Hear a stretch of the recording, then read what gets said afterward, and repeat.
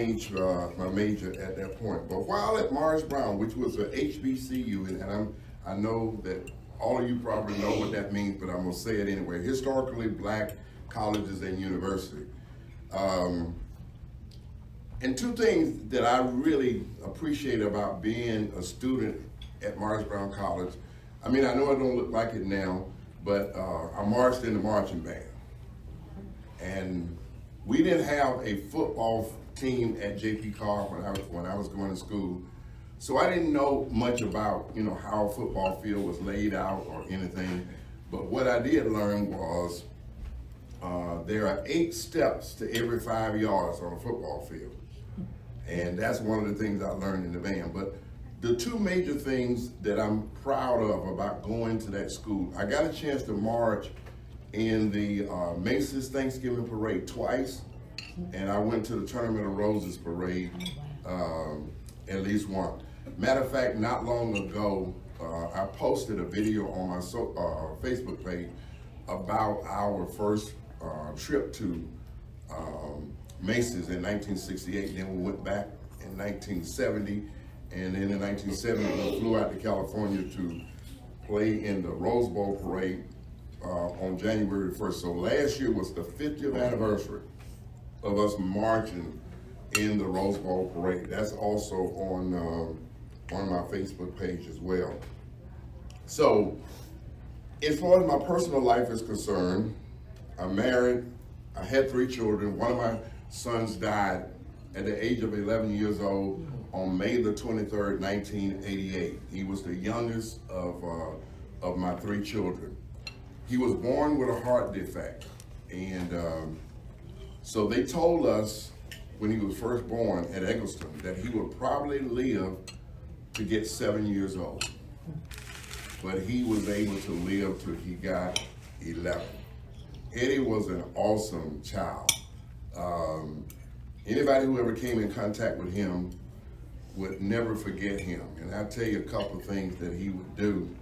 When I would come home from work, one of the first things he would ask me after I came inside the house was, "Daddy, did you have a good day or did you have a bad day?" And if I said I had a good day, he would hit me in the stomach and take off. And then one day I was getting ready to whoop him, and Eddie said to me, he said, "Daddy, are you gonna let the devil use you like that?" So he was definitely a character. And some of you may know my oldest son, was a 3-athlete all-star at Rockdale County High School. He played basketball, football, until he got hurt, and then he played baseball. And he went on to get drafted by the Milwaukee Brewers and played in that organization probably about 10 years, and they traded him to Chicago, went to spring training at Chicago and tore his rotator cuff. And so he never got back into a major league team. He played for some independent leagues, and I told him, I said, "Look, boy, if you have made it to the show by the time you're 30, it's time for you to get a real job." And so he did that, and but he did make as high as AAA in playing baseball, okay? Now I want to kind of move into my professional career. I spent a total of 35 years in information technology.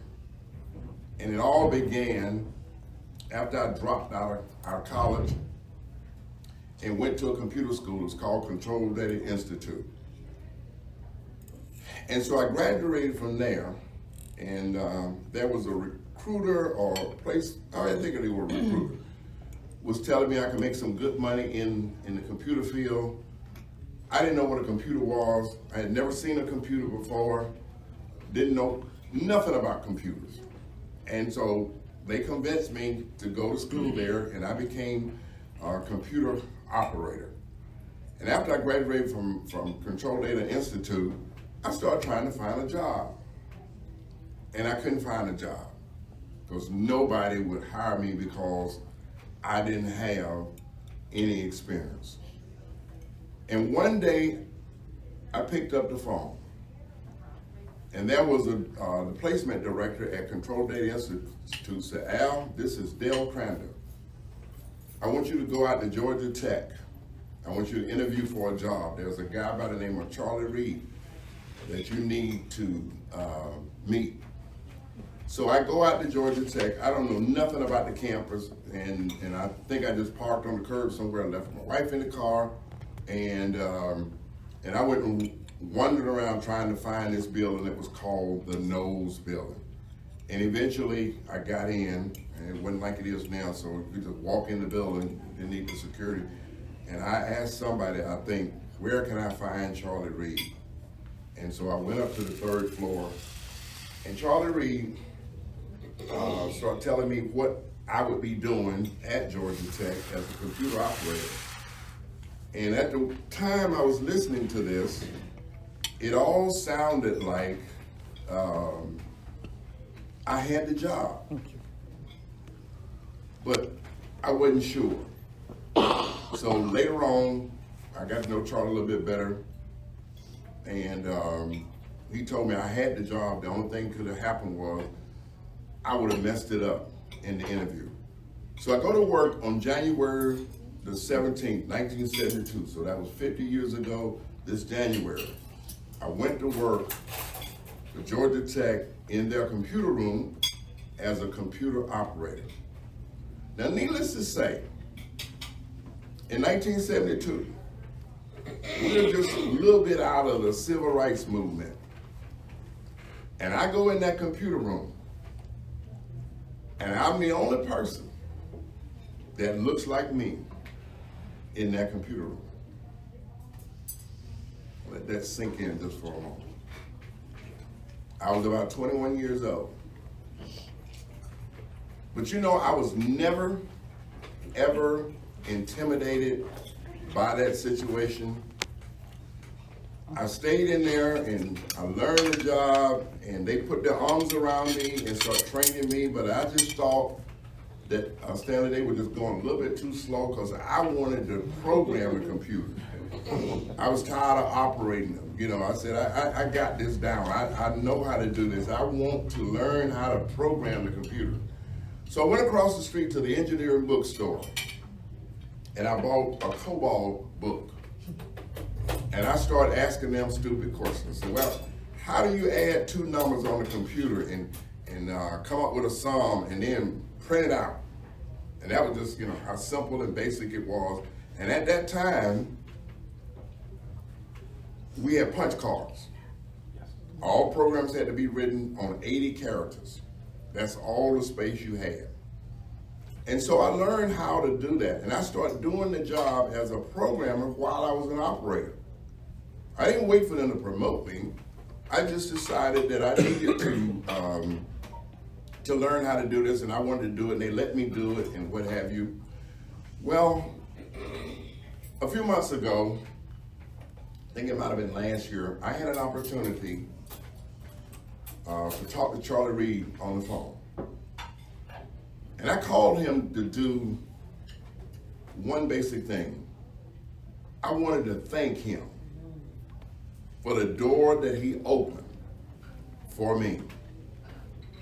And Charlie was a colorful talking person. And when I told him I appreciate what he did for me to open the door and all that kind of stuff, and then about 2 years later he promoted me into a programming position, and I wanted to thank him for that. And he said to me, and I can't repeat his exact words, but he said, Al, didn't nobody give you a D thing? You earned everything that you got. Amen. And so he said to me, you know, when they got ready to promote me to a programmer, all I knew I was going to get more money. And so, and I was going to get a chance to do something I wanted to do. I didn't hear the part about I had to go back to college and finish my degree. I didn't hear that part. I just wanted to get a promotion and get more money. And then at some point in time, I think they started asking me, when are you going to go back to college? So I didn't go back to Morris Brown where I was. I went to Georgia State, and I finished Georgia State. Now, here's the situation that I'm proud of today. I went to Georgia State while working 40 hours a week at Georgia Tech and going to school at night with 3 kids. And I've told this person this, but the person that inspired me to do that, y'all all know him, and that's Coach Cleveland Stroud. Oh, yes. Cleve had done pretty much the same thing. He had 3 children just like me. He had 2 boys and a girl. I had 2 boys and a girl. And so that inspired me to keep going when things got rough. There were some times I would go to class and then I would come back to work and then come home and then have to be at work at 8 o'clock the next morning. It was rough. And the day I graduated, I think it was like March the 17th, 1979, I walked across the stage at Georgia State, got that diploma, and I came back and I sat at my seat and I said, my goodness, I can't believe I went through all of this stress, all these headaches, and this is all I got. A piece of paper. Just a piece of paper, that's all it is. But that piece of paper hangs on my wall in my office at church, so I can remind myself when I look at it that I was able to overcome some things. So it's a sense of accomplishment. Well, I worked for Georgia Tech for about 6 years, and 6 or 7 years, and I left there and I went to work for MARTA. I worked there for 16 months, and I was there at the time when they opened up the rail line on from 5 Points to Avondale. And I was in charge of their fare collection system. And one of the things that I was amazed about was, you know, they had the bus system and they took up all these coins and all of that kind of stuff. And I was just saying, how do they count all of this stuff? Well, I found out in one of the programs there was a formula. And I can't remember what that decimal point was, but it probably was about that long. But anyway, you would multiply the number of pounds of the quarters. They separated by, nickels, dimes, quarters, and whatever. And the number of pounds it was, you multiplied it by that fraction, and that's how much, it told them how much money they took in every day. Oh. So that was quite a learning experience, and I almost got out of IT because the manager over the fare collection system was trying to shift me to come out of that the information system department and become a supervisor over the fare collection system. And I thought about it for a moment, but then when I started thinking I would be the lowest person on the totem pole, and I would have to work the holidays, I would have to work weekends and all of that, and I just decided I didn't want to put my family through that. So I worked for MARTA for about 16 months, and then I went to a company called Rollins Incorporation. Rollins Incorporation owns Orkin Pest Control and Termite. Mm-hmm. So when I went to work there in 1980, September the 8th, 1980, I was over a system called the termite system, and it was old. It was written like in 1967, and this is here now 1980. So it was an old system, but all of this was on punch cards, okay? So I stayed there 27 years, and then I graduated. And then after I graduated, not graduated until I retired. So I retired, and on December the 31st, 2007. And so the first few weeks of retirement, I started thinking, what am I gonna do? Other than pastor, I got eight hours, every day. What am I gonna do with those 8 hours? Well, I don't know how many days it took, but my daughter told me, she said, well, Daddy, since you don't have anything to do every day, you can pick the boys up from school. Oh. So that's what I started doing. Last year, they graduated from high school, and I thought that my Uber service was over. And but the thing I didn't realize, I didn't think about, I got another 10-year-old grandson, so I gotta get him through too. But after I retired, I started thinking about, what am I gonna do? And so my wife found, I guess in the Rockdale Citizen, that they needed some people to serve on the DFACS board. And so I filled out the information and I got selected to do that. Well, in the same time that I was supposed to start on serving on the DFACS board, I had an opportunity to become a chaplain for the sheriff's office.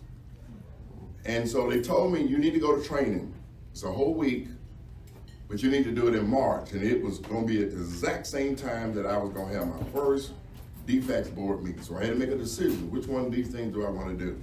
And so what I decided to do was to go to the sheriff's training down in a place called Norman Park, Georgia. I don't know if y'all ever heard of that place or not, but it's a little town. You blink your eye and you gone. Yeah, I mean, you missed it and everything. So I went to school there, and I became a certified chaplain. I think might have been in 2009. And so I'm certified by Georgia, the Post, endorse and certify all police officers. So I have that certification behind me, okay? Then at some point in time, I became a member of the hospital authority. And at one point in time, I was called into the office with Julie and Alan Jones. And one of the board members had moved, who was the vice president, had moved to Florida someplace. And they asked me, would I consider becoming the vice president of the hospital authority? And I thought about it and I said, yeah. And then after I accepted, I realized in about 2 years, I'm going to be chairman. And so I eventually became the chairman of the hospital authority. And one of the greatest experiences I've had in my life, I was pretty nervous about it because of the amount of money that was involved in it. And I don't have a financial background to do that, but Julie and the other staff people helped me. The last, maybe not the last thing, but next to the last thing, I became chairman of the Board of Elections. The first time I was elected, first time I got on the board, I was appointed by Judge Irwin. And I served that term. And then the next time I was voted in, back as chair. And then the third time, I didn't get voted back in.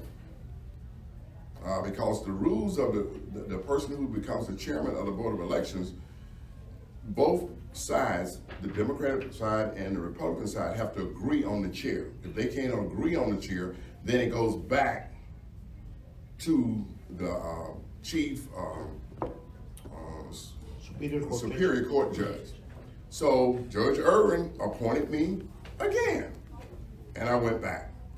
And so after the 2020 election, I kind of started making my decision that I wanted to just kind of get away from that. I wanted to spend more time in my ministry and church and what have you.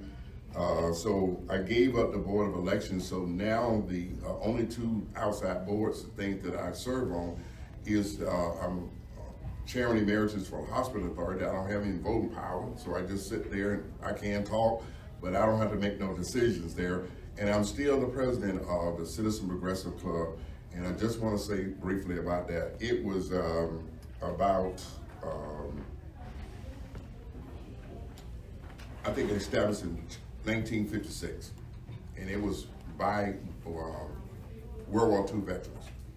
And the purpose was at that time was to get can't get the words out, equipment for black children, help black people in the community pay their rent and so forth. So that's what the Progressive Club is about.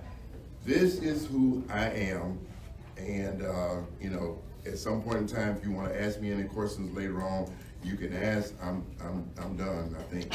Yeah. I want to ask one question though. There's a story out there that I was born in Baltimore, Maryland, and I moved to Georgia and started the 5th grade here in Rockdale. Mm-hmm. And when you talk about the integration of the school system, and I never understood it. I don't think I've ever heard anybody even say it till you said it a minute ago. But I remember like the Lewises and maybe the Ingrams and Carrs or some of those folks went to the high school. And I think I was the first class, started the 8th grade at J.P. Carr. Okay. When they did a full integration. And I never understood, because up north you didn't have this issue, but I never understood why there was just a few in the high school for so long, and then everybody came. And I never heard anybody say that until you did a minute ago. Okay. Well, see, that was kind of the start to see how it was going to work. But in 1969, that's when the total integration happened. But it was kind of a piecemeal operation. Well, maybe not piecemeal, but it was kind of a way to kind of see how things were going to work before they went totally integrated. And to my knowledge, there was not a lot of problems with the integration in this county. It went smoothly when you compare that to other counties around. So my cousin Aubrey Webb was the first black male to graduate from Rockdale County High School. My cousin's wife, y'all know the captain that worked for Delta. His wife was the first black female to graduate from Rockdale County High School, and then after that, it changed. But that's it. And I thank y'all so much for your time. I think I went over a little bit, and thank you so much for the opportunity. Appreciation. Talking about appreciation. Thank you. Thoroughly enjoyed. All right, thank you.